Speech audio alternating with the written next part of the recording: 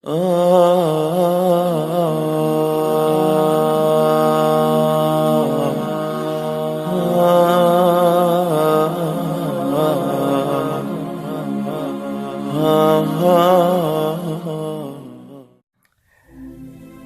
لحظه مخور حسرت آن را که نداری، یک لحظه مخور حسرت آن را که نداری. راضی به همین چند قدم مال خودت باش. هرچی داریم پروایش نداریم، قدرش نمیکنیم، اما هرچی که از حسرتش رو میخوریم. اگر که در یگان وظیفه باشیم باز بالا بالا بالا بودگیش شکر نمیکنیم.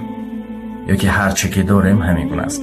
یک نفر مسجد میرفت، هر روز از خدا میپرسید که خدایا بر من ولسیپد بده دوچرخه، خدایا بر من ولسیپد دوچرخه بده. روزی به مسجد میاد میبیند که یک نفر بی پای با دستان غیجان آمده ایستاده است. بعد میگه چه خدایا به من دوچرخه ولسیپد لازم نیست، پایهایم را نگاه دار. امروز اپل داریم، پگاه میگیم که مرسدس باید گرفت. مرسدس که گرفتیم پگاه باید جیپ گرفت. همین گونه دیگر بالا به بالا میرویم. خدا را احتیاط کنیم، خدایی را شکر کنیم.